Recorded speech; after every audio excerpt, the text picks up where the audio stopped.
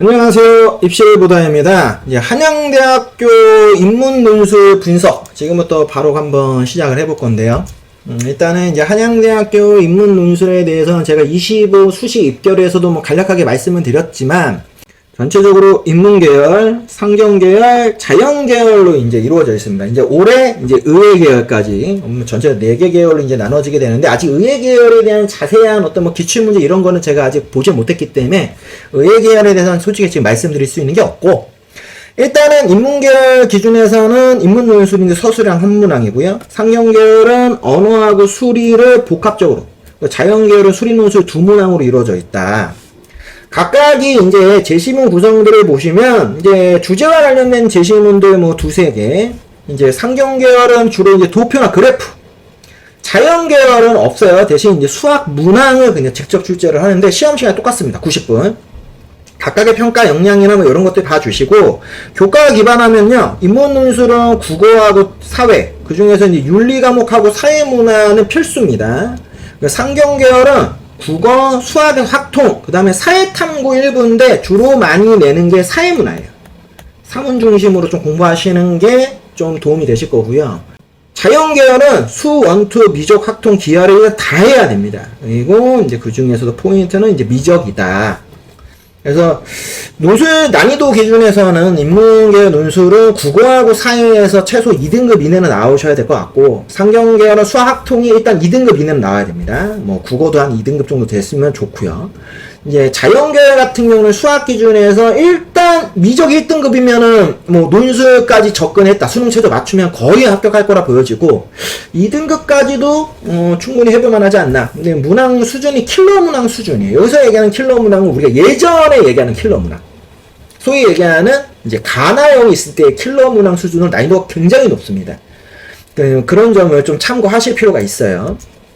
일단 저는 이제 인문논술만 담당을 하다 보니까 인문논술에 대해서만 이제 좀 말씀을 드릴 거예요. 그래서 일단 논술 점수 한번 참고해서 보시는데 자연계열의 일반적인 모집단, 인기 모집단이 말고 굉장히 낮은 이유는 딱 하나입니다. 그만큼 수능 최저를 맞추는 친구들이 많지 않다. 왜냐면 수학이 아무튼 3합7 라인에 무조건 들어가야 되잖아요. 논술 문제까지 내가 풀려면 그게 굉장히 큰 좀 난이도를 형성한다. 이렇게 보시는 게 맞아요. 그렇기 때문에 그 점에서 자연계는 일단 수학에서 확실하게 강점을 갖고 있지 않으면 한양대 논술은 접근하기가 어렵고 최저도 맞추기 어렵다. 이 점을 꼭 기억을 하셔야 됩니다. 인문논술 전체적인 특징을 한번 쑥 훑어볼 겁니다. 그래서 일단은 가장 중요한 게 이제 형식적인 부분에서 통합 제시문이에요. 그래서 독해, 비교, 비판, 적용 다 들어가 있고 채점 기준은 제가 다시 뒤에서 얘기를 할 거고 출제 경향 및 문제 구성에 대해서 얘기를 하면 제시문이 2개에서 3개 정도의 제시문이 제공이 되는데 관점이 정반대인 상이한 관점을 비교하는 문제들이 많습니다. 그러다 보니까 각각에 대한 어떤 주장 그리고 이제 사례 그리고 이제 논점 이런 거를 혼합되어 있는 구조로 되어 있어서 글이 읽기가 굉장히 편하진 않아요. 글에 읽기가 편하진 않아요. 그리고 이제 논제 방식도 아까 말씀드린 상위 관점을 갖고 있다는 건 결국에 그 제시문들을 갖고 뭐 해야 돼? 관점 비교를 해서 비판이나 통합적 입장 중에 하나를 이제 제시를 해야 되는 거예요. 그게 이제 이 한양대 인문논술의 가장 큰 포인트예요. 그래서 어떤 특정 사안에 대해서 판단 요구를 한다거나 이런 것들, 제시문 가나를 바탕으로 공정한 사회를 위한 조건을 논해라, 이런 것들, 이런 문제들로 이루어져 있고.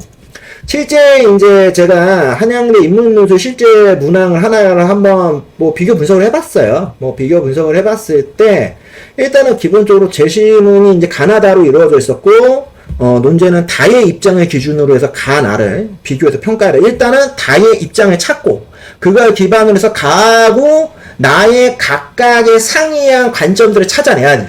그래야지만 이게 비교가 되니까. 그래서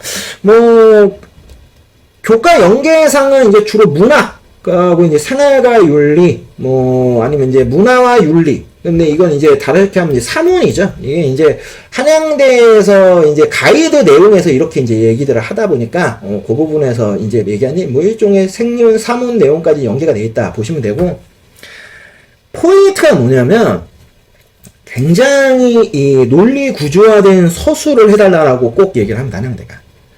논리성이 있어야 되고 구조화, 기승전결 구조화가 딱 돼 있어야 돼. 이게 경희대학교 인문 논술하고 좀 비슷해요. 패턴 방식으로 보면. 평가는 해석의 정확성, 논리 전개력, 뭐 비트적 판단력, 그다음 맞춤법 및 문장력. 수험생들 만약에 준비를 한다면 뭐 이런 식으로 준비를 하셨으면 좋겠다라고 아주 간단하게만 말씀을 드릴게요. 뭐 항상 말씀드리지만 논술 관련되어 있는 뭐 영상 몇 분이나 보시겠어요. 근데 실제로 이거를 보시는 분들은 진짜 논술 준비를 하려는 분들이니까 그분들한테는 좀 도움이 될 만한 걸로 제가 정리를 한 거니까 그걸 기준으로 해서 이제 말씀을 드리는 거고, 제가 이제 논술에 대해서 분석을 하고 말씀드릴 가장 중요하게 보는 게 바로 채점 기준이에요. 각 학교의 논술마다 채점 기준이 다 틀리고요. 어떻게 해야지만 고득점을 맞출 수 있는지 다 틀려요. 특히 한양대는 제가 아까 앞에서 입결을 말씀드렸지만 인문 논술 평균이 90점이 넘어요. 100점 만점 기준에서. 그러면 상당히 대부분 합격한 학생들이 논리적 구조의 글쓰기를 굉장히 완벽하게 했다라는 거예요. 쉽게 얘기하면 고득점을 맞은 친구들이라는 거잖아요. 그래서 크게 한양대는요, 일단 학교에서 공개한 바로는 5가지를 채점을 한다고 합니다. 제시문의 이해, 비판적 사고, 논리적 구성, 표현력, 창의성. 이 중에서 이제 가장 포인트로 보는 게 논리적 구성이에요. 이게 일단 가장 큰 고득점입니다. 일단 이거를 못하면 높은 점수를 받을 수가 없어요. 그러니까 그거를 꼭 기억을 해야 돼. 서론, 본론, 결론 구조에 단락간 유기적 연결이 돼야 됩니다. 이거와 함께 제가 제일 중요한 게 당연히 뭐겠습니까? 그렇죠. 제시문 이해와 비판적 사고란 이 두 가지예요. 얼마나 빨리 그 제시문이 요구하는 내용이 무엇인지 빨리 판단을 하고 빨리 정리를 해서 그걸 기반으로 해서 논리적 구성을 해야 된다. 이게 핵심인 거고, 거기에 맞춰서 이제 표현력이나 창의성이 이제 들어가는 거겠죠.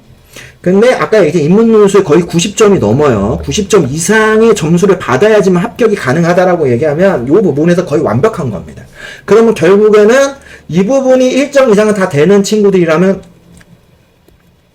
감점에 의해서 합격 불합격이 다 결정됐을 거다. 그러면 왜냐하면 감점 요소 내용들을 보시면 이런 게 있어요. 제시문 내용의 왜곡, 자기 주장의 반복. 제가 보는 게 포인트 하나이고요. 왜냐면 논술 쓰라고 하면 학생들이 논술 답을 쓸 때 가장 많이 하는 오류 중에 하나, 실수 중에 하나가 뭐냐면 주장을 계속 반복해. 왜냐면 나중에는 글을 쓰다 보면 쓸 말들이 생각이 안 나면 했던 얘기 또 하고 했던 얘기 또 하고 했던 얘기 또 하기 시작하거든요. 이거 되게 많이 하거든요. 근데 한양대는 이게 감점 요소에 딱 포함시켜놨어요.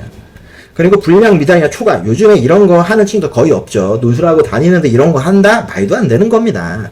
그리고 문단의 누락이나 비논리적 구성.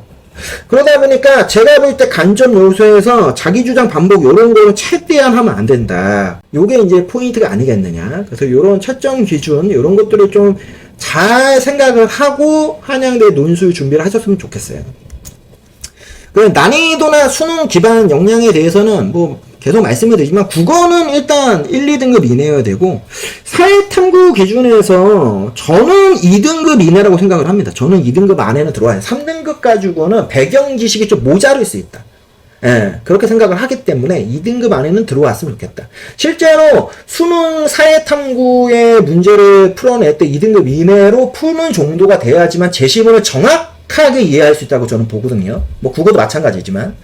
그래서 국어에서의 일종의 이제 뭐 특히 비문화, 뭐 독서도 마찬가지지만 여기 이제 생활문화, 사회문화형의 사고력이 아무래도 한양대 논술 성공의 핵심이 아닌가. 그래서 실전 대비를 할 때는 뭐 요렇게 단계별로 좀 준비를 잘 하셨으면 좋겠다.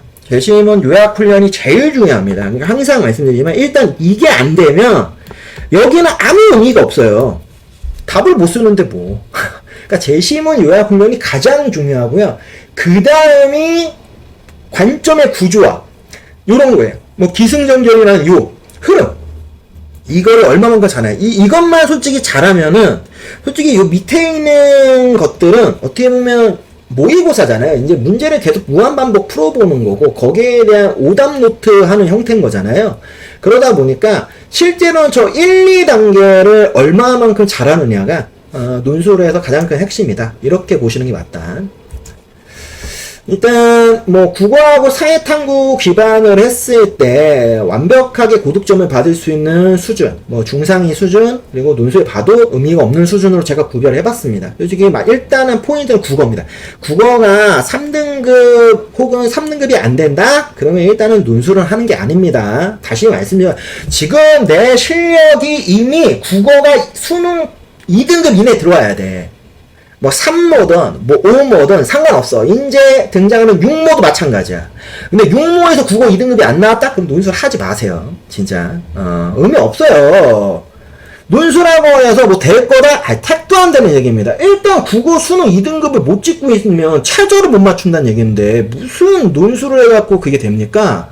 착각하시면 안 돼요. 여기서 제가 진짜 딱 한 말씀만 드리면 그거 착각하는 친구 중에서 가장 대표적인 집단이 외고 애들이에요. 외고 니네들 일단 6모에서 국어 2등급도 못 찍으면서 뭐 논술해갖고 뭐 어디 갈 거 이런 생각을 하면 안 돼. 진짜 후회합니다.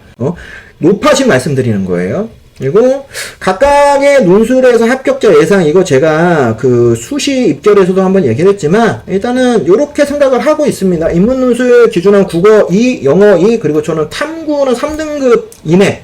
근데 실제로는 아마 2등급 이내에 와야지만 논술까지 접근했을 때 합격할 거다라고 보고 있고요. 상경계열은 수학통은 무조건 2등급 이내, 국어 2, 탐구나 영어 중에 하나 조합을 3등급. 수리 논술은 자연계열 미지역 2등급 이내는 들어와야 일단 문제를 풀 수 있어요. 뭐 기하도 가능하다 하지만 일단 미지역이어야 됩니다. 그리고 국어 3, 영어 2등급. 그러니까 수리는 최소한 이 조합으로 최저 맞추기 공략을 하는 걸 저는 추천드리고요. 의학계열은 뭐 얘기는 하지만 결국 의학계열은 1, 1, 1, 1 나와야 됩니다. 근데 혹시 몰라서 왜냐면 탐구를 의학계열은 과탐을 보는 경우들이 많잖아요. 정시까지 고려를 하니까. 그러면 과탐 기준했을 때 2등급까지. 요렇게, 좀 구성을 하시는 거를 권해드리고 좀 준비 잘하시면 좋겠다. 오늘 한양대학교 인문 논술도 뭐 간략하게나마 그 한양대학교 논술 가이드를 기반으로 해서 제가 뭐 분석한 내용들을 한번 설명을 드려봤습니다. 자, 오늘 한양대학교 논술 전형이었고요. 다음 주에 다른 대학교의 논술 전형으로 다시 찾아뵙도록 하겠습니다.